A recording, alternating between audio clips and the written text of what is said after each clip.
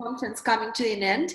But now we have probably also extremely important point when Peter Littlewood will tell us some summary. I mean, what should we take home from this conference from his point of view? So, Peter, I'm unmuting you. Unmute, yes. So, yeah, good evening, good morning, everyone. Thank you for giving me, well, in fact, not quite the last word, because I'm sure that David will have something to say, and I hope some of you also will. When David and others were setting up this conference, I said I thought this was a really great thing, and it's wonderful to do it, but I didn't want to speak because I didn't know anything about the subject. So what I think this really is then is actually a test about whether I've learned anything over the last 3 days.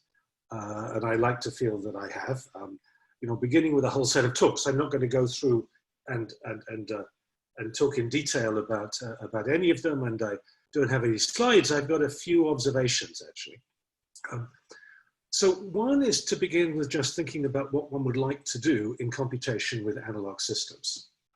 You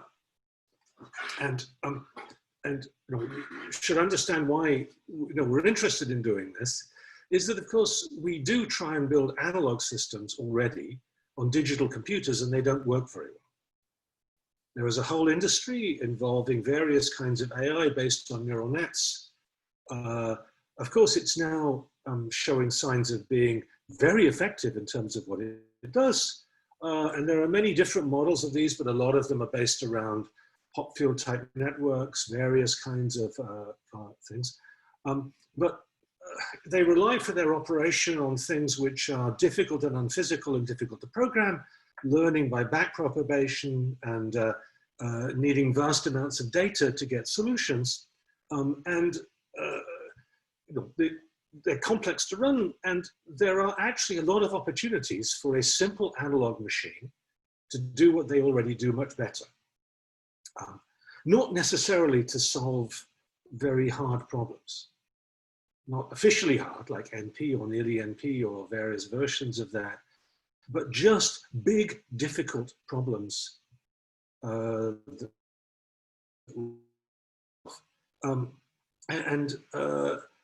Look, as an example, something that some of my colleagues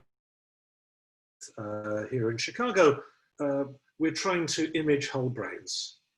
So actually that involves taking the brain of a mouse, putting it in an electron microscope, slicing it up, measuring layer by layer through the whole mouse, the position of every neuron in there.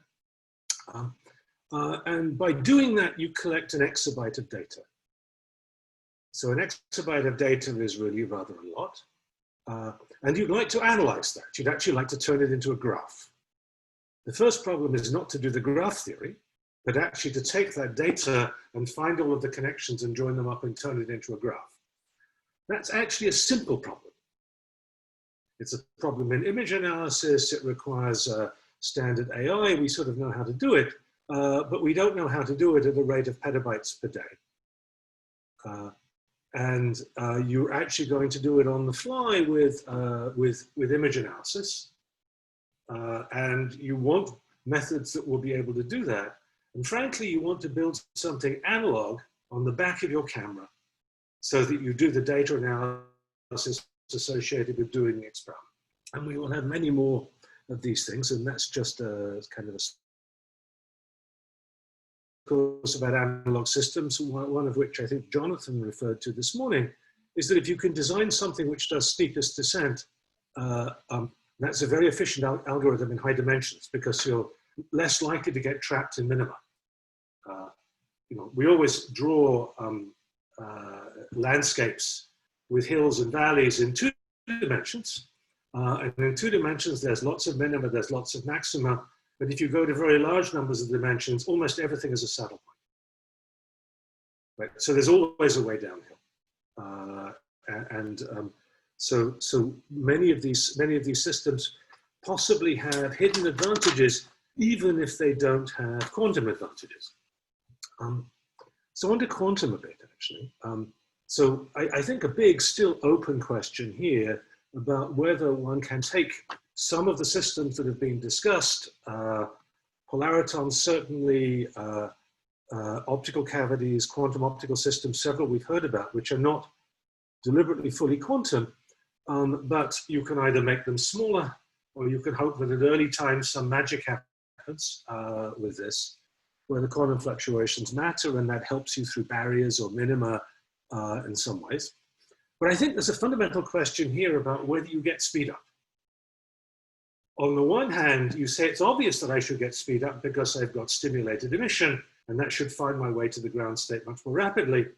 But also, we now know about projects like many-body localization, where the effect of interactions means that you don't thermalize. So I think there's a whole area of physics and science to be understood system by system about actually what goes on. And this, I think, is experimental, and I suspect there's going to be some surprises which are coming up, and one can try and design things around this. We just heard from Jacopo, sort of use of essentially many-body localization physics to do something. But it's a very different model than one we're doing. Quickly, my main observation of this meeting is the enormous advance in many different kinds of experimental systems. I've been around in the polariton condensate field, and Natasha said it earlier on, or maybe Marjana did, 20 years ago, people were arguing about whether they even existed. And now the preparation of many of these many-body condensates is completely routine. People are engineering them, they're building them into structures, they're making all of these things happen, and sort of tremendous progress, and not just in polaritons, in all of these others in the cold atom community, in the optics, photon condensates that they've all had here. And as one does that, it's noticeable that one of the things that you're trying to do is you're trying to decrease the mode volume and therefore increase the intensity and the complexity. Initial condensates you build, are in one trap, they're 1 Q equals 0 thing. They essentially have no degrees of freedom. After they've condensed, they're a brick. And of course, the push then is to make these things smaller and smaller and have them delicate. And one of the questions that was partly raised early on in this session was, can you get down to solid state systems? If you start thinking about whether you can access all of the degrees of freedom in a solid state system, you have excitations every lattice constant. But if you're trying to couple to them with light, you have a problem, of course, that the mode volume of light and the mode volume of the excitations on individual atoms on a lattice is horribly out of whack. So most of your excitations are dark and you cannot couple to them. But from the bottom up, you notice that people are pushing up on that with solid state systems, and the most obvious one is Moiré. That by taking 2D systems whereby you can now create physical structures by bending where the length scale structures are beginning to approach that on the scale of light. And I say that the last thing I think that one should think about is don't just use photons, consider longitudinal electric fields. These are things that you can't see. They're called plasmons. But for example, the work we heard earlier on from Dmitry and others were going into the plasmon polariton regime, are beginning to push out into regimes of coupling which are dark, so you can't see them very easily with light, but therefore they're rather quiet. And therefore they begin to provide a kind of a reservoir for interactions associated with that. And that of course then gets you into regimes of physics that people are arguing a lot about at the moment, namely, can you use those kind of modes to enhance other physics? And as we heard, there's a little bit of a story brewing about, can you do something with superconductivity? Can you take properties of a medium, put it in a cavity, almost certainly plasmonic cavities in my view, change the response of the system and drive it to be something which is very different. With that, I should really stop to say, firstly, I think that the set of talks we had was spectacular.